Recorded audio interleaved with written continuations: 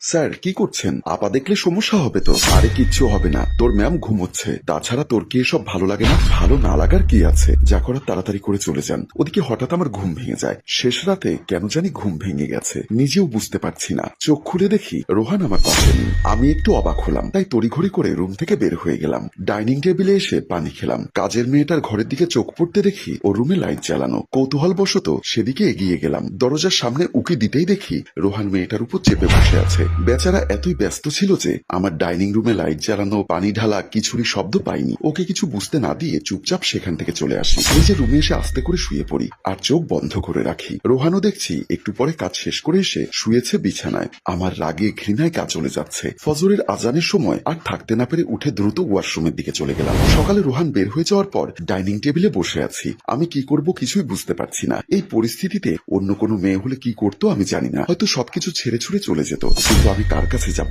আমার তো কেউ নেই তেমন।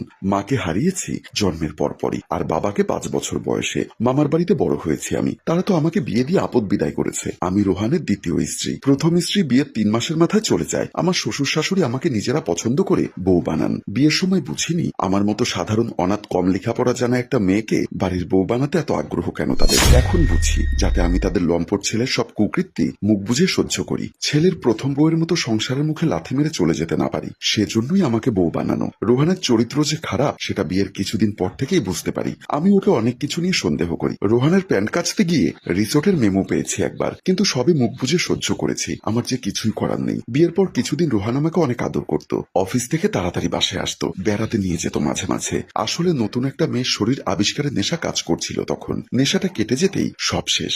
আবার অন্য মেয়ের শরীর খোঁজার পালা। এতদিন তো তাও কিছু চোখে দেখিনি, কিন্তু কালকের ঘটনাটা সবসময় চোখের উপর ভাসছে। গা গুলিয়ে যাচ্ছে শুধু, বমি উঠে আসছে পেট থেকে। এতটা নিচে নামতে পারে রোহান? কেন জানি বিশ্বাস হচ্ছে না। আমি একটা বান্ধবীর বাসায় গেলাম। সোফায় বসা দুজন, সবটা শেয়ার করলাম বান্ধবী অনামিকাকে। সে সবটা শুনে বলল, তোর মামা মামিকে সবকিছু জানা, তারা সিদ্ধান্ত নেবে। কোনো লাভ হবে না রে। এর আগেও বলেছিলাম, ওদের উত্তর হলো পুরুষ মানুষের একটু একটু দোষ থাকে। বিয়ের পর এসব বলতাম, ওদের উত্তর অ্যাডজাস্ট করে নাও। তাহলে এক কাজ কর, পুলিশের কাছে যা, একটা জিডি করে রাখ। রোহান টাকা দিয়ে সব ম্যানেজ করে নিবে। তাহলে আর কি করার, ডিভোর্স দিয়ে নতুন জীবন শুরু কর। কিন্তু কোথায় যাব আমি? লেখাপড়াও তো অতটা জানি না যে ভালো কোনো চাকরি জোগাড় করে নিব। রোহানকে মেরে ফেল, এটাও কোনো সমাধান না। মেরে ফেলবো নাকি স্বামীকে? কিন্তু আমি কি পাবো? সারা জীবন জেলে পচে মরতে হবে, মাঝখানে জীবনটাও নষ্ট হবে। তাহলে নিজে গলায় দড়ি দে, কি লাভ? রোহান আর একটা মেয়েকে নিয়ে আসবে বিয়ে করে, তার জীবনটা নষ্ট করবে। তাহলে করবিটা কি? শেষ একটা সুযোগ আছে, বল, তবে এটা যেন কাজে দেয়। হ্যাঁ, এমন একটা উপায় আছে যাতে সাপও মরবে আর লাঠিও ভাঙবে না। কানটা এদিকে আন, এদিকে আন বলে কানে মুখে কথা বলে তারা। বান্ধবী আমাকে এমন কিছু বলল যা শুনে মন সায় না দিলেও ভাবলাম করা উচিত। তারপর ধন্যবাদ দিয়ে বান্ধবীকে বুকে জড়িয়ে বের হয়ে গেলাম। শ্বশুর শাশুড়ি সোফায় বসে কথা বলছে। শাশুড়ি বলল, আমার ছেলেটাকে এই মেয়ে শেষ করছে, আগেরটা কোনো রকম, এটা আরো বেশি। মাঝে মাঝে ইচ্ছা করে এ বাড়ি থেকে বের করে দেই। শ্বশুর বলল, কই, আমি তো এমন কিছু বৌমার ভিতর দেখি না। কাজের মেয়ে থেকেও মেয়েটি আমাদের কত দেখভাল করে, বলার আগে সবকিছু করে রাখে। মনে হয় তোমার ভিতরেই খারাপ মানুষ বসবাস করছে, তাই এমনটা মনে হচ্ছে। তার মানে তুমি বলতে চাচ্ছ আমি খারাপ? আরে আমি সেটা কখন বললাম? বলতে চাচ্ছি বৌমাকে বউ নয়, মেয়ের মতো করে দেখো, দেখবে তোমার মনের ভেতর প্রশান্তি লাগবে।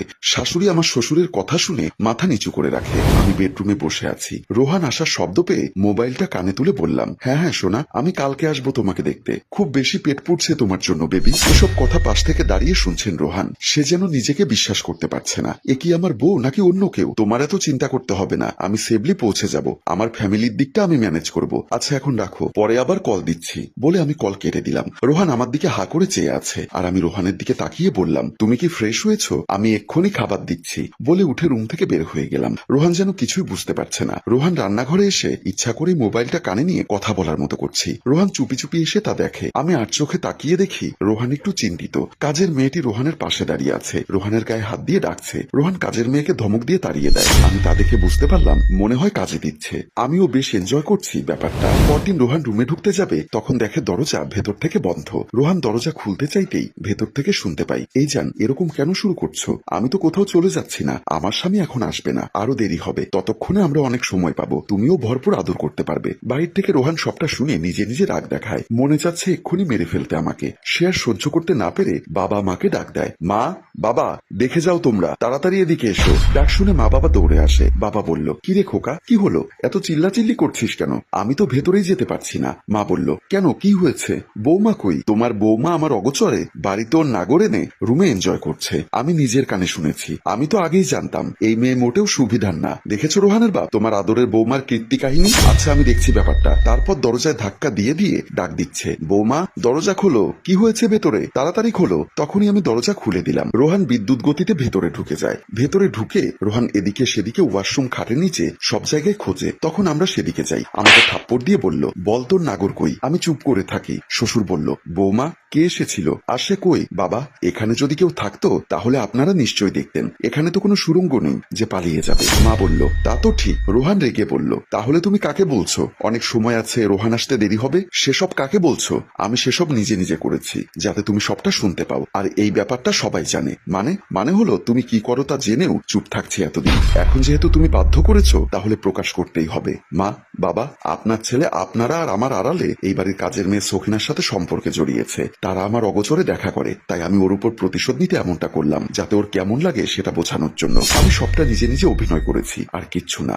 কথাটি শুনে রোহান মাথা নিচু করে রাখে। মা বাবা দুজনে রেগে যায়। বাবা ঠাস করে থাপ্পড় দিয়ে বলল, এটা তুই কিভাবে করলি? এরকম একটা খারাপ কাজ তুই করতে পারলি? বৌমার মতো এমন একটা মেয়েকে কষ্ট দিতে তোর বিবেকে বাঁধলো না? মা বলল, সব সময় বৌমাকে খারাপ ভাবতাম, এখন দেখি নিজেরটাই খারাপ। মা বাবা আর কিছু বলার দরকার নেই। ও এখন ভালো হলে হবে, না হলে আমি চলে যাবো এই বাড়ি ছেড়ে। কথাটি বলতেই রোহান হাত জোর করে আমার কাছ থেকে ক্ষমা চায়। আর এমন হবে না, কথা দিচ্ছি। লাস্টে একবার সুযোগ দাও। আমি আর কি শেষ সুযোগটা দিলাম। তারপর রোহান বাবা মায়ের সামনে আমাকে জড়িয়ে ধরে। আর একটি সুন্দর শেষ দেখিয়ে আমাদের গল্প শেষ হয়। সম্মানিত ভিউয়ার্স, এমন কিছুর জন্য লোভ করবেন না যে লোভে বা পাপের কাজের জন্য নিজের পরিবার আপনাকে ভুল বোঝে। তাই নিজেকে যত পারুন সংযত রাখুন। পরিবার বা স্ত্রীর প্রতি সদয় হন। গল্পটির ভাবনা ও পরিচালনায় হাশেম রাজু, চিত্রগ্রহণ শিহাব ও প্রযোজনায় মঞ্জুর মোর্শেদ মিউজিক প্লাস। গল্পটি ভালো লাগলে লাইক, কমেন্টস ও শেয়ার করে দিন। ধন্যবাদ।